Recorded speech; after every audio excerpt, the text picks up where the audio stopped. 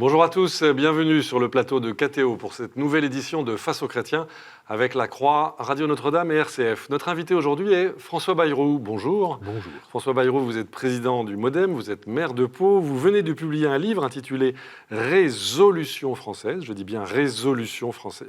Résolution française, aux éditions de l'Observatoire.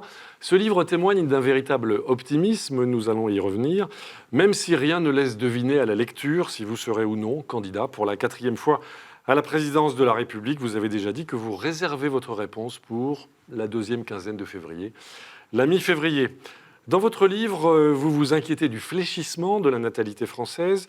Vous plaidez pour un modèle de société solidaire, un modèle dont les enjeux se situent, et ça n'est pas nouveau chez vous, bien au-delà de l'éternelle bataille rangée entre la droite et la gauche. Vous plaidez l'unité, vous plaidez l'énergie, vous prônez une vision qui, chez vous, est résolument humaniste et solidaire. Vous prônez aussi une réforme progressive. Vous regrettez que les 2/3 des électeurs aujourd'hui ne soient pas représentés. Vous appelez de vos voeux une proportionnelle avec un seuil d'1 million de voix. Et enfin, vous voulez préciser la séparation des pouvoirs entre les médias et les intérêts particuliers. Et ce sont 3 journalistes de médias indépendants qui vont vous interroger aujourd'hui sur le plateau de KTO. Et donc, Laurent de Boissieu pour La Croix. Bonjour. Alain Baron pour Radio Notre-Dame. Bonjour. Et Romain Mazenot pour RCF. Bonjour. C'est Laurent de Boissieu qui vous pose la première question. À l'heure où nous parlons, François Fillon est toujours candidat à l'élection présidentielle. Vous savez mieux que quiconque ce qu'est une élection présidentielle. Pensez-vous que François Fillon peut toujours être candidat dans un tel contexte où on peut mener campagne? Vous savez ce que c'est que faire campagne. François Bayrou. Bon, vous voyez bien ce qui se passe. Vous voyez que tout l'entourage politique de François Fillon bruise de rumeurs. Je ne vais pas vous dire le contraire. Mais le plus grave pour moi, c'est le désarroi. L'exaspération, la colère, le mal-être de ceux qui ont participé à cette primaire. Vous savez que j'ai jamais été partisan des primaires. Vous l'avez dit sur ce plateau, vous avez toujours été opposé. Que je me suis beaucoup battu contre. Mais ils y ont cru, ces femmes et ces hommes, nombreux sont venus voter et y croyaient qu'ils avaient trouvé. Et puis, ils s'aperçoivent que la réalité, telle qu'elle apparaît, était assez loin de ce qu'ils croyaient. Et vous êtes surpris, François Fillon? Vous avez voisiné avec oui. François Fillon depuis longtemps? Je suis surpris, oui. Vous êtes surpris? Oui. Et donc, ils sont déroutés et en colère. Et ceci ne va pas manquer de retentir sur la décision que François Fillon devra prendre et sur l'attitude que les parlementaires en particulier vont avoir, parce qu'ils sont en ce moment en train de rentrer dans leur circonscription, et ils rentrent dans leur circonscription avec le sentiment qu'ils vont se faire agonir. Agonir, à ce point-là. Oui. Oui. Ben,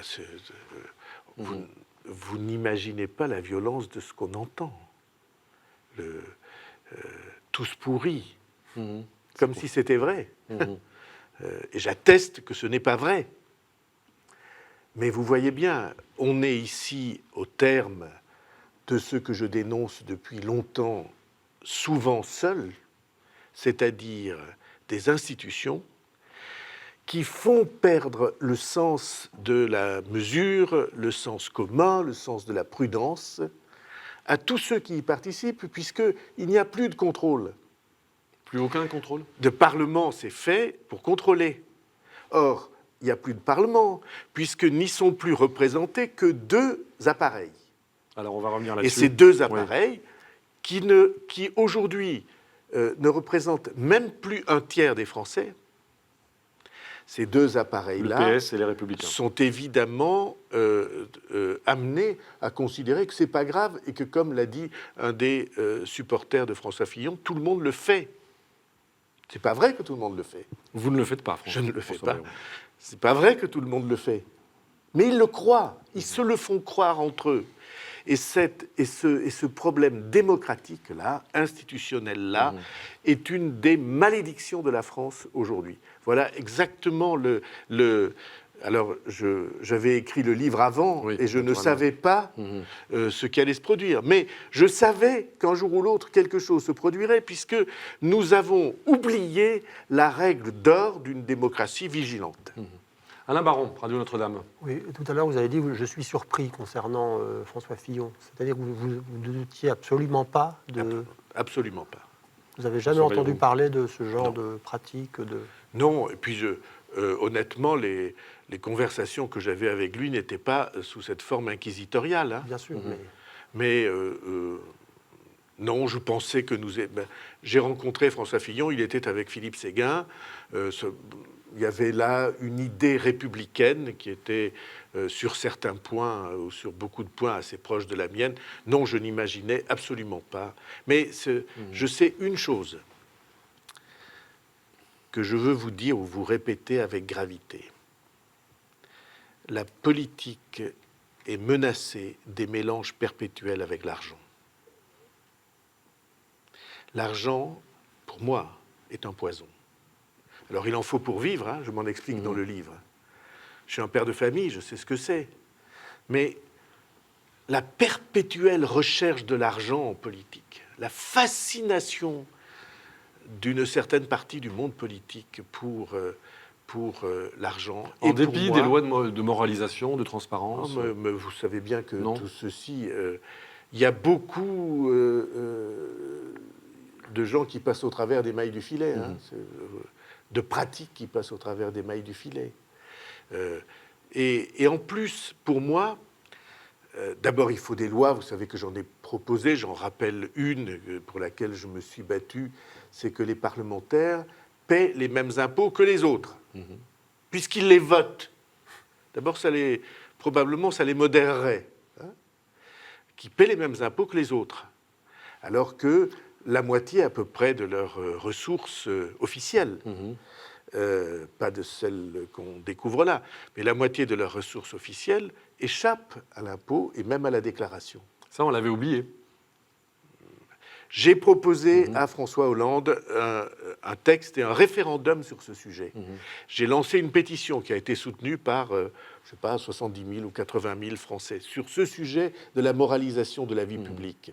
Mais tant qu'on n'est pas devant l'événement, on s'en fiche. On pense que ça passera et qu'avec des mesurettes, on va s'en tirer. Et aujourd'hui, on y est. Mais pour aller au bout de cette affaire, bien sûr, les lois, les règles, la vérification, ça compte. Mais il y a autre chose qui devrait compter et qui est le civisme des responsables politiques. Or, notre vie publique ne pousse pas au civisme. Notre vie publique, elle pousse à la communication, qui coûte beaucoup d'argent. Elle pousse à l'apparence. Elle pousse à la surface des choses, mais pas au civisme.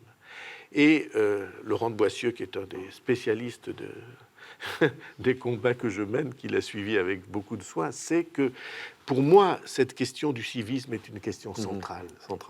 Et ça n'est pas une question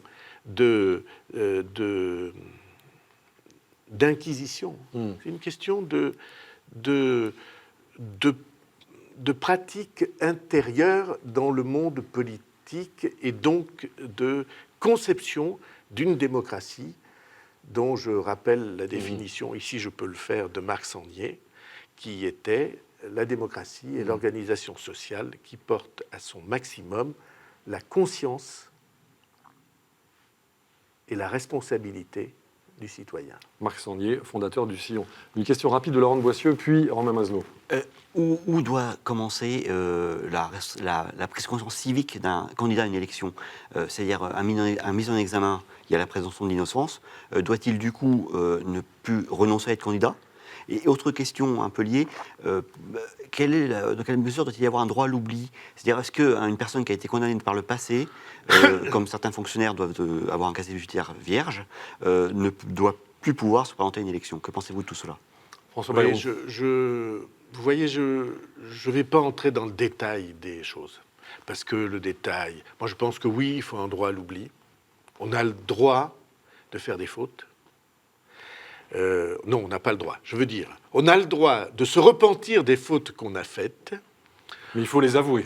On a le droit de corriger son attitude. Et ce n'est pas dans une émission qui porte le nom que vous avez que je vais dire le contraire. Hein. Oui, on a le droit.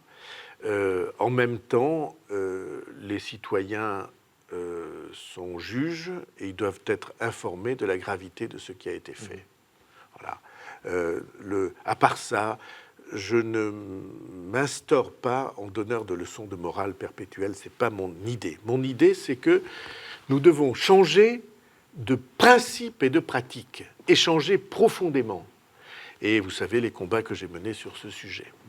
Romain Mazenot, qui brûle de vous poser une question. Alors, il y a ce livre, Résolution française, qui sort à un peu plus de 2 mois du premier tour de la présidentielle. Si vous n'êtes pas candidat, qu'est-ce qui manquera à ce débat de la présidentielle ? J'ai fait en sorte qu'il y ait un livre qui soit dans le débat. Et ceux qui le liront sauront que des questions se posent. Et j'ai voulu précisément présenter le livre avant de répondre à la question des candidatures. Parce que, pour moi, les idées ou les projets ou la vision, parce que c'est pas des mesures, hein, il y en a des mesures, bien sûr. Derrière se lit un programme, mais c'est pas le programme qui est important, c'est l'idée qu'on se fait de la France, et si je peux aller plus loin, de l'âme de la France, de ce que la France porte en elle, d'immatériel et j'allais dire d'éternel. C'est votre côté gaullien, François Bayrou ? Écoutez, il y a pire comme accusation. Oui, je n'ai jamais été d'un parti gaulliste, mais l'aspiration gaullienne, je la trouve à la hauteur. Je la trouve à la hauteur de l'histoire. Et c'est parce que son inspiration est trahie, notamment dans les institutions, comme je l'explique dans le livre, que nous en sommes où nous en sommes. Une dernière question de Alain Baron, Radio Notre-Dame. Oui, alors on parle beaucoup d'Emmanuel Macron, bien sûr. Est-ce que Emmanuel Macron n'est pas en train de vous manger la laine sur le dos ? Non, mais que l'espace François politique, Bayrou, comme vous dites, que occupe actuellement Emmanuel Macron, soit recouvre une partie de cet espace politique que j'ai défriché, défendu et créé. Il n'y a aucun doute. Simplement, occuper un espace, ça n'est pas porter un idéal ou une pensée. Et c'est sur l'idéal ou la pensée, la profondeur de la pensée, l'enracinement de la pensée, que la question se pose. Parce que le centre, ça n'est pas un espace géographique, contrairement à ce que croient tous ceux qui disent ni, et même parce que le centre, c'est pas ça. Le centre, c'est une famille politique qui a son histoire, sa philosophie qui remonte très loin, qui remonte à Pascal, qui remonte à Montaigne, qui a de très grandes figures, qui a fait l'ossature de la résistance française, qui a été à la tête du Conseil national de la résistance, qui a été essentiel dans la reconstruction de la France, qui a proposé l'idée européenne, qui est une famille toujours vivante et dont, en effet, j'ai eu la fierté et l'honneur de porter le drapeau sans jamais renoncer. Alors, est-ce que Macron est de cette famille ? Je ne crois pas qu'il dirait oui, et je ne le dirais pas non plus, mais ça n'empêche, on peut... vous comprenez, c'est une famille qui a beaucoup d'éléments dans son identité. Mais il y en a un élément, c'est qu'elle accepte le pluralisme, et même qu'elle le revendique. Qu'elle dit, voilà, excusez-moi, il faut que les sensibilités s'expriment. Et pas le parti unique. Vous reconnaîtrez les combats que j'ai menés sans cesse et contre mes propres amis assez souvent sur cette affaire du parti unique, le pluralisme. Donc je peux discuter avec des gens qui ne sont pas avec moi. Et je peux défendre le droit de gens qui sont à droite et même très à droite, à gauche et même très à gauche, d'être représentés, d'avoir leur place dans le débat. Et après, qu'on noue des négociations ou des discussions ou des dialogues pour faire surgir une vérité que tout seul on ne peut pas Est-ce trouver. que dans votre différence avec Laurent Emmanuel Boissieu, Macron, vous metteriez aussi ce dont vous parliez tout à l'heure, vos rapports aux intérêts financiers, aux puissances de l'argent? Sans aucun doute. Vous m'avez entendu le dire. La politique d'aujourd'hui est fascinée par l'argent. Une partie très importante de leur activité, c'est les levées de fonds, comme ils disent. C'est-à-dire, on va organiser des rencontres avec des gens très riches pour que ces gens très riches donnent. Au passage, ils donnent, mais ils ne paient pas. Qui paie? C'est le contribuable qui paie. Macron est trop compromis. Attendez, ce qui pose une question démocratique, parce que c'est une sorte de suffrage censitaire. Vous voyez ce que je veux dire? C'est-à-dire? C'est-à-dire que, comme ces dons ouvrent droit à des remises d'impôts, c'est le contribuable qui paie. Une partie. Les 2/3. C'est le contribuable qui paie. Mais qui décide de l'allocation de cet argent? C'est les gens les plus aisés et les plus favorisés. Et donc, le système conduit à ce que ce soit les plus aisés et les plus favorisés qui gouvernent la distribution de l'argent public. Et Macron est là-dedans. Vous le savez bien, il n'y a pas de communication sans laquelle ces équipes expliquent qu'il a levé, comme ils disent, entre guillemets, dans un mot financier et de bourse, qu'il a levé des millions d'euros, qu'il est allé ici pour faire des dîners-débats, à Londres, à la City, partout. Ça n'est pas ma manière de voir la politique. Mais quand vous voyez que se rallient à Emmanuel Macron des centristes comme Masno. Sylvie Goulard, Anne-Marie Idrac, Jean Arthuis, qui ont été des proches, vous dites qu'ils vont dans le sens du vent, ou est-ce qu'ils mettent en pratique ce que vous avez toujours prôné, c'est-à-dire un large rassemblement au-delà du clivage gauche-droite? Peut-être ne voient-ils pas les implications de leur choix. Je l'ai dit à un certain nombre d'entre eux, mais les semaines qui viennent vont le faire apparaître. On en est aux questions politiques de fond. Il y a une question politique de fond, historique et morale. Est-ce que la France,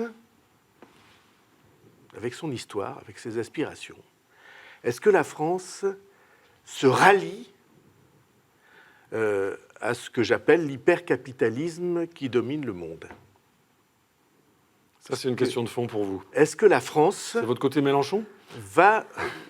Écoutez, est-ce que la France va dans ce sens? J'ai toujours plaidé sur ce modèle de société-là. Je rappelais tout à l'heure dans une autre émission que il y a 8 personnes dans le monde, 8. On n'a pas besoin des doigts des 2 mains, qui possèdent à elles seules l'équivalent de ce que possède une moitié de l'humanité, 3 milliards, 3 milliards et de demi personnes. Et dans la même statistique, on apprend que 1% possède plus que les 99% autres de terriens, d'habitants de la planète. Si vous me dites que c'est mon modèle de société, je vous dis non. C'est pas mon modèle. Je me suis battu toute ma vie contre cette hyperpuissance-là. Et je le fais en aimant l'esprit d'entreprise, en honorant la liberté, en disant que naturellement, je suis prêt à accorder mon soutien à l'industrie, mais je ne veux pas que l'argent gouverne le monde. Très bien. Et ce livre-là, c'est une de ces thèses essentielles. La France, c'est d'abord un esprit de résistance.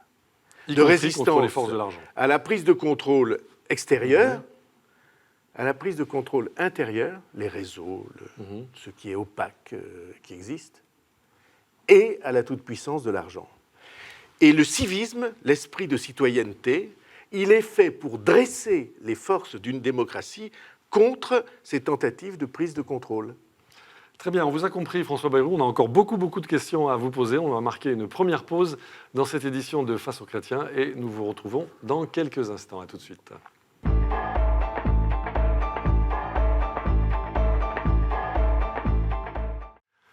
Retour sur le plateau de KTO pour cette édition de Face aux chrétiens avec La Croix, Radio Notre-Dame et RCF. Notre invité aujourd'hui, François Bayrou, président du MoDem, maire de Pau et auteur du livre Résolution française qui vient de sortir aux éditions de l'Observatoire. Il est interrogé par Laurent de Boissieu pour La Croix, par Alain Baron pour Radio Notre-Dame et par Romain Mazenot pour RCF. C'est Alain Baron qui pose la première question. Oui, monsieur Bayrou, vous prenez une proportionnelle, un scrutin proportionnel. Vous savez pertinemment, parce que vous êtes un vieux routier de la politique, si je peux me permettre, que ça va ouvrir un... Pas si vieux et pas si routier. Vous êtes quand même l'un des derniers qui n'a pas été dégagé, François Bayrou. Eh pour oui, reprendre. parce que on va revenir sur la question d'Alain Baron. Mais... Dans la politique, comme dans la vie, comme dans la biologie, il y a un côté darwinien.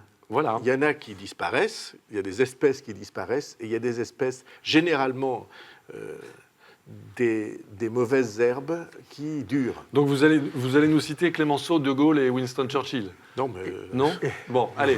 Donc Alain Baron. vous savez très bien que la proportionnelle, ça ouvre un boulevard à certains mouvements, certains partis, notamment, tout le monde le sait, au Front National, si jamais on l'instaure. Et alors donc, vous assumez totalement... J'ai François Bayrou. combattu le Front National, Ah, si. je combats le Front National et je combattrai le Front National, ses idées et ses arrière-pensées. Et cependant, je réclame, j'affirme que citoyens, ils ont le droit d'être représentés. Et j'ajoute, j'en fais la démonstration dans le livre, après en citant une conversation que j'ai eue avec Helmut Kohl quand j'étais un très très jeune homme, et lui pas encore chancelier, c'est-à-dire que... Helmut Kohl m'a dit que s'ils avaient adopté ces institutions, c'était pour pouvoir s'opposer à l'extrémisme. Parce que le système majoritaire amplifie, on l'a bien vu avec Hitler, amplifie les choses. Alors que la proportionnelle intègre. Alors que la proportionnelle, d'abord, représente tout le monde. Et s'il y a danger, eh bien, on fait des ententes larges pour empêcher le danger de se réaliser. Et les choses sont, de ce point de vue-là, nécessaires. J'ajoute une deuxième chose. Le changement de cette règle électorale, nous sommes les seuls à l'avoir dans toute l'Europe. Les autres pays ne sont pas mal gouvernés, que je sache. Ils font mieux que nous, assez souvent. Le changement de cette règle permet quelque chose qui est précieux et que nous n'avons pas chez nous et qui nous handicape. Elle permet des majorités d'idées. Et c'est parce qu'il y a des majorités d'idées qu'on peut faire progresser des choses. D'autant qu'il n'y a aucun risque, puisqu'on a le président de la République. Mais comment faites-vous un gouvernement si Laurent vous avez Boissieu, 25% de députés FN, 25% de députés de droite de gouvernement, 25% de députés du centre et 25% de députés de gauche de gouvernement? Alors, Laurent comment est-ce qu'on fait une Boissieu, majorité? vous n'avez pas lu le livre. Allons, pas C'est de bête, attention. c'est bête, François mais Bayrou. Vous c'est parlez comme en ça. effet de majorité d'idées. Sauf que Non, la majorité non, non, d'idées, non. c'est en cours de Attendez. législature. Alors, comment est-ce qu'on Attendez. constitue des majorités dans ce Attendez. système-là En Je- début de législature, il y avait un gouvernement et ensuite, Romain Je Mazenot. rappelle présent devant l'Assemblée. les principes que le fondateur de la Ve République, le général de Gaulle, a décrits dans son discours de Bayeux. Qu'est-ce qu'il dit dans le discours de Bayeux? Il dit une chose extrêmement simple. Je conseille à ceux qui nous écoutent d'écouter, d'aller sur Internet et d'écouter le discours de Bayeux, parce qu'il y a une chose absolument charmante et qui m'enchante à chaque fois que je l'entends.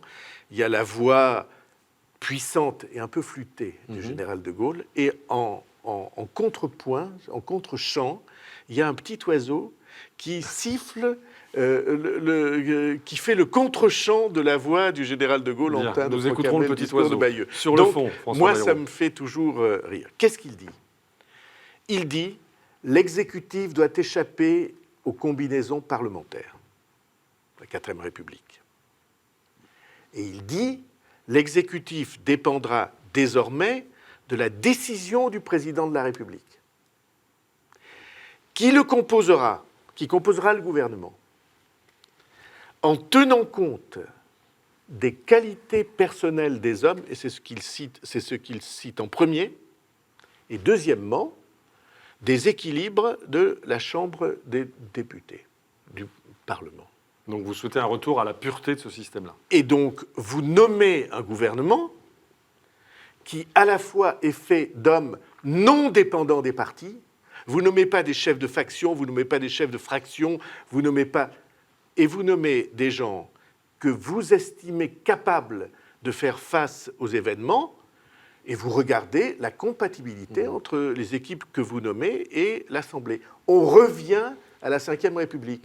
Parce qu'aujourd'hui, nous ne sommes plus en Ve République. Nous sommes dans une 4e bis, où c'est les combinaisons parlementaires qui menacent, et qui d'ailleurs empêchent, on vient de le voir avec le gouvernement pendant des années, les frondeurs, qui empêchent l'action de se faire.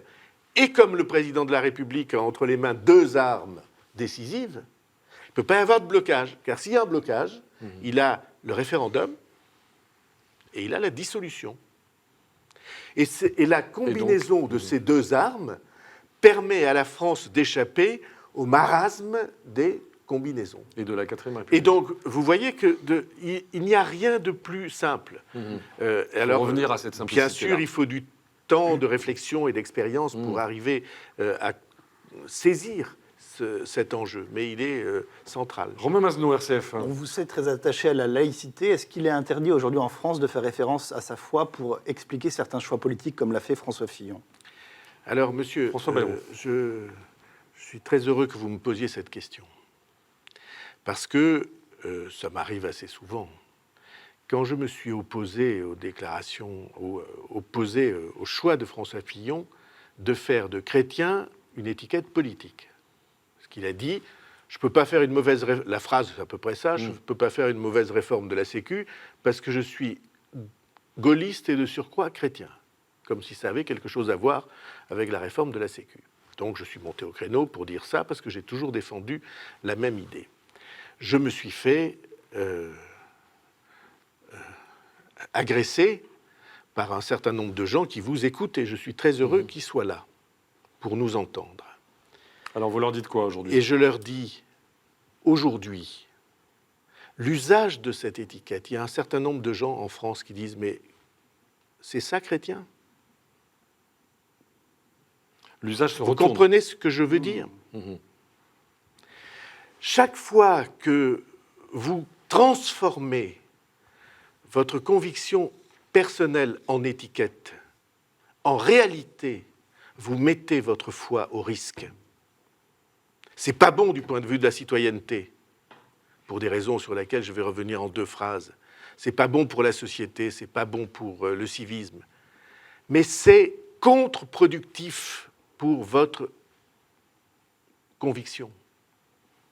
Contre-productif. Parce que du coup, c'est votre foi que vous exposez. Vos manquements, vos erreurs, vos dérives, elles seront mises au débit de ce que normalement vous devriez avoir de plus précieux. Et on a une illustration en un mois, sous les yeux, de cette thèse que je défends, et j'ai dit quand je l'ai défendue, je la défends en tant que citoyen et je la défends en tant que croyant.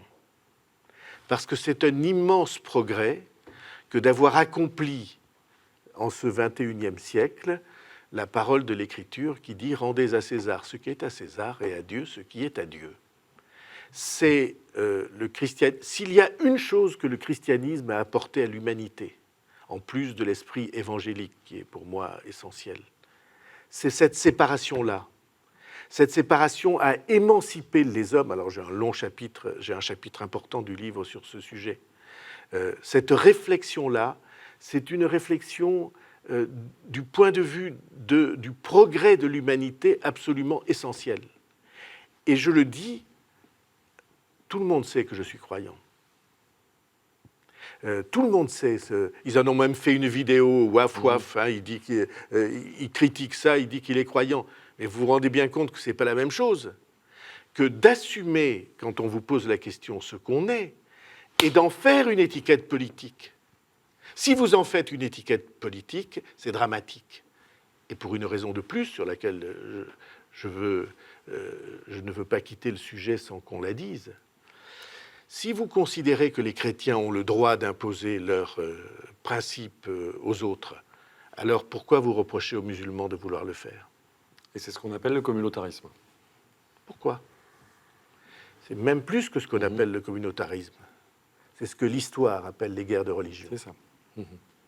Et j'ai assez écrit sur les guerres de religion et sur l'homme formidable qui a permis d'en sortir, qui s'appelle Henri IV. avant que Louis XIV ne nous y replonge.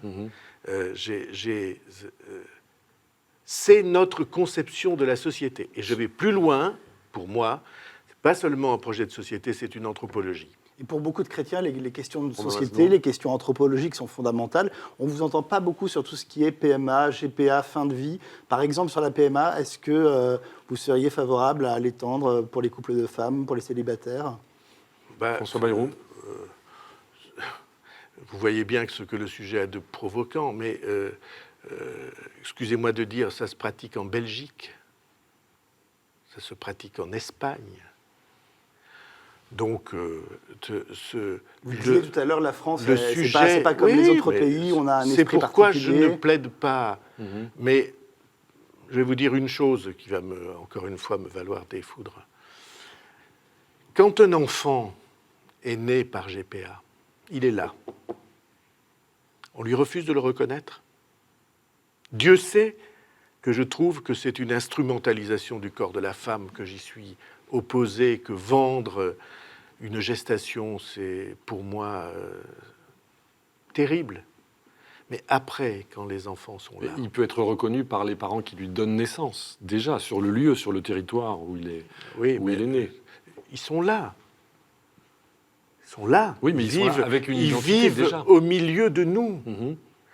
Et moi, je ne suis pas pour refuser à des enfants la reconnaissance. Je suis pour que les enfants soient considérés comme des êtres à part entière et au milieu de nous, et pas frappés par l'opprobre toute leur vie. Alors je sais bien qu'il y a des débats très compliqués sur ce sujet. C'est pourquoi, en effet, je ne les aborde pas sous cette forme politique. Et je vais vous dire même mieux, je considère que c'est une erreur de remettre sur le métier à chaque élection les problèmes sociétaux. Parce que vous faites de l'affrontement perpétuel à l'intérieur du pays. Imaginez, c'est quand même des questions lourdes. Oui, mais ce sont des questions lourdes, mais ce n'est pas des questions uniquement de normes qu'on impose aux autres. Vous voyez ce que je veux dire ? Je connais des gens qui étaient puis qui ont découvert que leur fils ou leur fille vivait cette vie-là. Leur regard a changé. Et moi, je comprends que leur regard change. C'est toujours la même idée. On n'est pas là pour imposer aux autres ce qu'on peut le penser, ce qu'on pense, ce qu'on croit. On peut le penser d'absolue bonne foi. Comme vous savez, je suis d'une famille pour qui ces sujets sont très, très importants.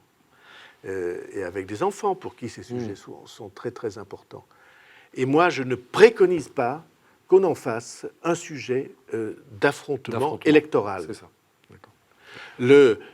L'état actuel de la loi, on verra à l'usage, on évaluera ce qu'elle est. Mais je ne recommande pas qu'on passe son temps à remettre en cause. Parce que enlever des droits à quelqu'un, c'est plus violent que lui refuser un droit.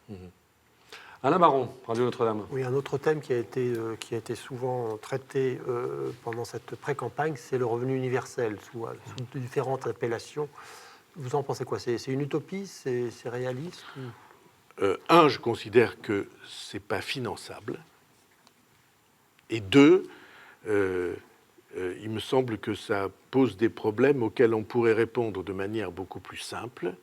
Par exemple, en acceptant qu'un certain nombre d'allocations soient cumulables avec l'emploi. C'est partiellement vrai, mais je trouve que il n'y a rien de plus violent que... J'ai un exemple précis en tête, des exemples. Quelqu'un c'était du temps du RMI, quelqu'un qui était au RMI, qui réussit à trouver 10 heures de travail en une semaine, qui le déclare, j'allais dire ingénument, à qui on demande de rembourser 3 800 €. Vous voyez l'extrême bêtise dans laquelle vous plaidez la rationalisation. Je plaide une intégration progressive dans l'emploi. C'est ça. D'accord. De même que vous l'avez lu dans le livre. Absurdité de notre système. je cite le cas de gens que je connais. Ils ont une allocation logement.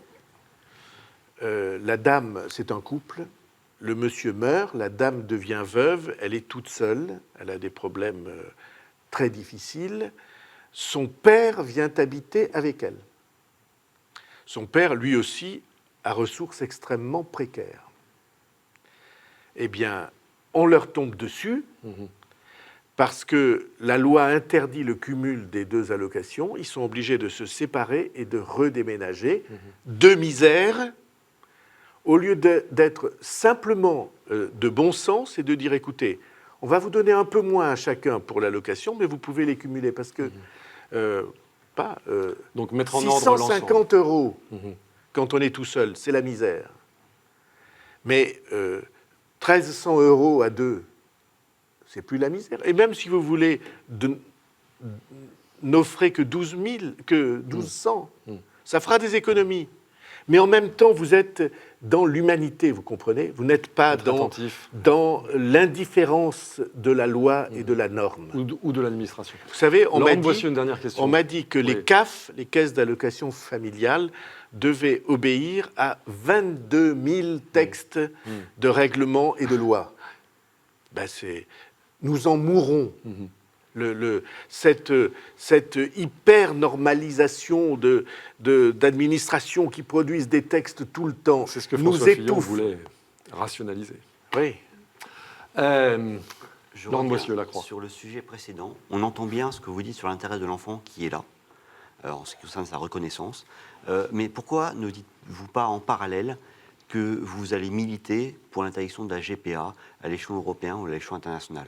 Ce qui serait on comprend bien que l'enfant, une fois qu'il est là, son intérêt, c'est qu'il soit reconnu comme étant l'enfant des personnes qui l'élèvent. Mais pourquoi ne pas dire en parallèle, puisque vous avez dit que vous êtes contre la GPA, que vous êtes pour l'interdire à l'échelon européen ou international? Parce que, Laurent de Boissieu, j'ai des visages devant les yeux.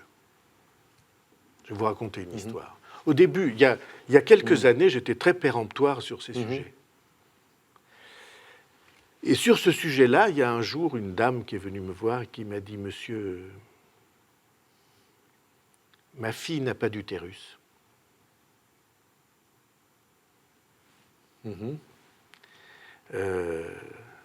Son mari et elle voudraient un enfant. Et vous croyez que moi, je vais cracher à la figure de ces gens-là? L'adoption est une possibilité. Oui, d'accord. Mais il se trouvait que dans ce cas particulier, quelqu'un de sa famille, une sœur, je crois, disait « Mais moi, après tout, je peux te faire ce... » Quelqu'un de sa propre famille. Oui, je peux te faire ce... La question est posée. Ce cadeau-là. Vous voyez... Est-ce un cadeau? Vous Peut-on voyez parler d'un cadeau? Oui, je pense que pour eux, c'était le plus beau, à tort, avec des difficultés. Mais l'adoption... On voit bien la complexité de... Quiconque dit que l'adoption est facile... On sait bien que c'est compliqué. Manque d'expérience de la vie, vous comprenez. Absolument. C'est magnifique. Je vis dans une famille dans laquelle il y a des adoptions multiples, et c'est magnifique. Et en même temps, rien n'est simple dans tout ça. Et donc, moi, je ne veux pas appartenir à la catégorie de ceux qui sont perpétuellement péremptoires. Très bien. Et là aussi, si vous me permettez de le dire... Non, je ne vais pas le dire, allez. On a encore un bon quart d'heure avec vous, François Bayrou. Non, je voulais dire, excusez-moi, c'est aussi un principe évangélique, tout ça. Alors, je ne proclame pas, hein, je ne mets pas une étiquette. Attention, ça peut se retourner, vous nous l'avez dit. Mais pour moi, c'est important de comprendre. Voilà. Alors, on va marquer, si vous voulez je bien. suis contre la marchandisation. Je vous l'ai dit, j'y suis opposé. Je considère que c'est quelque chose qui ne va pas avec les valeurs de vie qui sont les nôtres. Mais pourtant. Mais voilà. Bien, allez, on va marquer une deuxième pause dans cette édition de Face aux chrétiens. Nous retrouverons ensuite pour une dizaine de minutes notre invité aujourd'hui, François Bayrou, président du MoDem, maire de Pau. À tout de suite.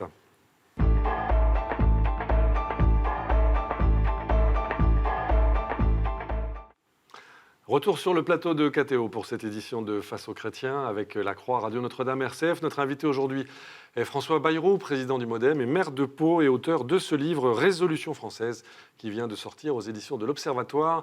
Il est interrogé par Laurent de Boissieu pour la Croix, par Alain Baron pour Radio Notre-Dame et Romain Mazenot pour RCF. C'est Romain Mazenot qui pose la première question. Avec l'élection de Donald Trump aux États-Unis et l'effroi que ça suscite dans bien des parties du monde, est-ce que l'Europe a une carte à jouer Est-ce que ça peut être l'occasion d'un sursaut, de plus d'unité en Europe?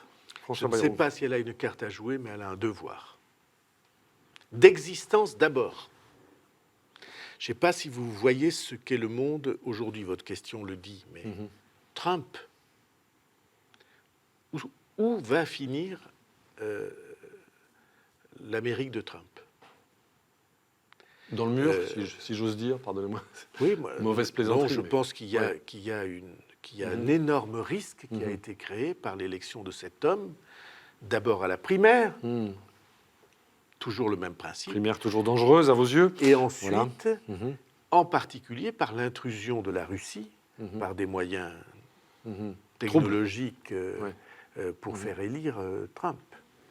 Et donc, tout ça est extrêmement dangereux. En face de quoi vous avez Poutine, et je viens d'évoquer un certain nombre de pratiques, celles qui sont connues aujourd'hui, peut-être y en a-t-il d'autres qui ne le sont pas. Troisièmement, la Turquie, avec Erdogan, et quatrièmement, le Moyen-Orient, avec l'incroyable chaos dans lequel on est, dont un ordre a beaucoup de mal à sortir. Le Brexit, donc tout ça Alors l'Europe dicte un devoir à l'Europe, et le premier de ces devoirs, c'est d'exister. Mais comme je l'affirme dans ce livre, il n'y aura pas d'existence réelle et digne de ce nom de l'Europe si l'on n'arrive pas à associer les citoyens aux décisions prises. De quelle façon? Et donc je propose un certain nombre de choses qui est de rendre la vie politique de l'Europe ouverte aux citoyens européens. Ce qui n'est pas le cas aujourd'hui. En rien. Vous ne savez pas ce qu'ils défendent, vous ne savez pas les sujets qui sont examinés.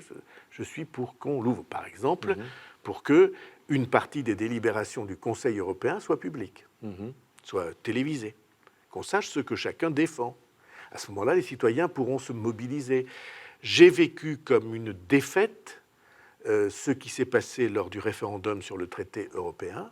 Les Français ont dit non, et Nicolas Sarkozy et son gouvernement ont décidé qu'on allait se moquer de leur choix et passer outre par une délibération parlementaire précipitée. Et aujourd'hui, on en paye le prix. On en paye le prix parce qu'ils ont, à juste titre, les citoyens, le sentiment qu'on a essayé de les tromper.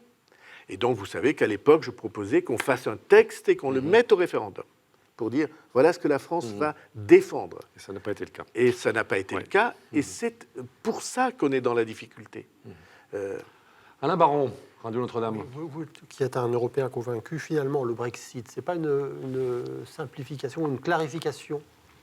Je pense que vous avez raison, et je m'en explique beaucoup dans le livre, puisque j'ai traité de cette question. Au fond, enfin, vous avez raison si on en tire les conclusions jusqu'au bout. Au fond, depuis le début, depuis 30 ans, il y a deux projets européens qui s'opposent. Il y a le projet de l'Europe espace commercial, l'Europe de l'argent, l'Europe du commerce, qui est le projet britannique, et l'Europe politique, qui est le projet que les Français et les Allemands partageaient, et les Italiens à l'époque. C'est celui-là qu'il faut faire renaître. C'est celui-là qu'il est impératif de sauver et de promouvoir. Et le projet, la sortie de la Grande-Bretagne devrait normalement y conduire, à condition que les intérêts commerciaux, financiers et autres ne prennent pas le pas sur la décision politique, et ils sont fortement enclins à le faire, et à condition que, deuxièmement, on soit assez intraitable sur le Brexit. Parce que si on n'est pas intraitable, et je suis très anglophile, j'aime beaucoup ce peuple, je le trouve génial et fou, je suis un lecteur de Kipling. Voilà. Néanmoins, ouais.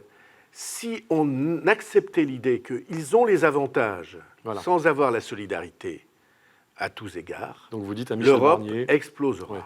Donc je dis, m'adressant au futur que nous ignorons, président de la République française, qu'il aura ou elle aura une responsabilité de vie ou de mort dans cette affaire.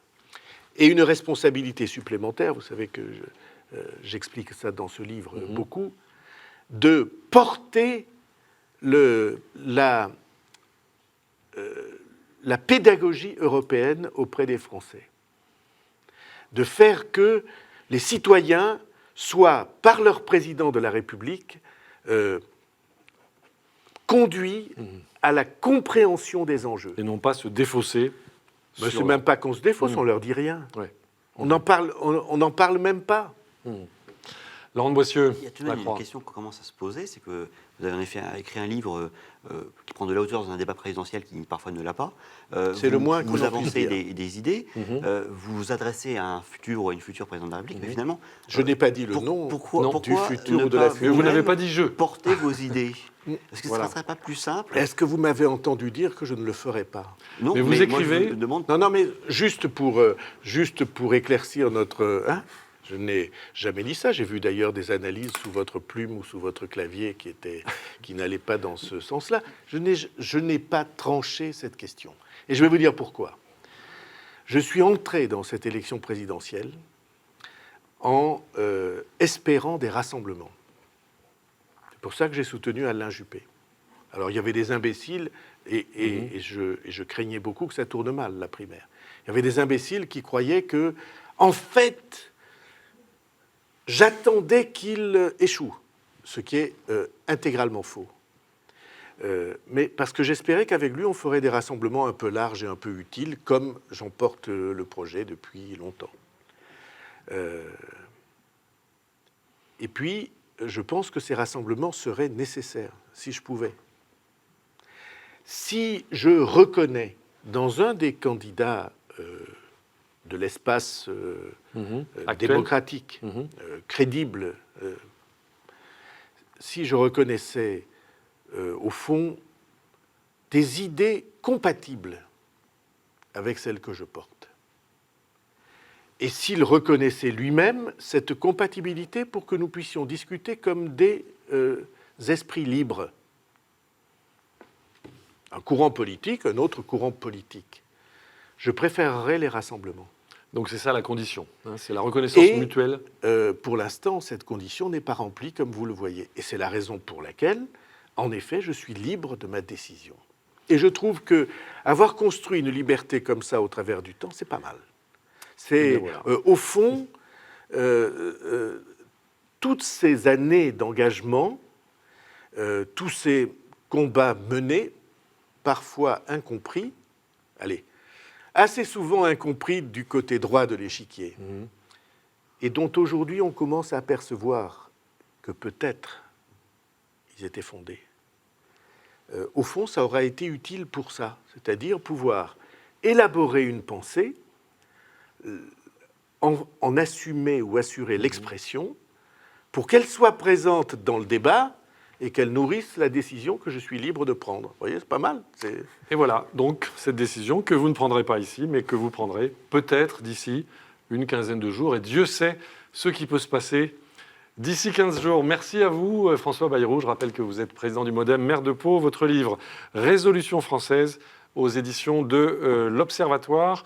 La semaine prochaine, nous recevrons Marion Maréchal-Le Pen, députée du Vaucluse, et nous aborderons avec elle toujours les diverses facettes de l'actualité politique. D'ici là, vous pouvez retrouver les diverses éditions de Face aux Chrétiens sur les sites respectifs de La Croix, KTO, Radio Notre-Dame et RCF. Merci beaucoup pour votre fidélité et à la semaine prochaine.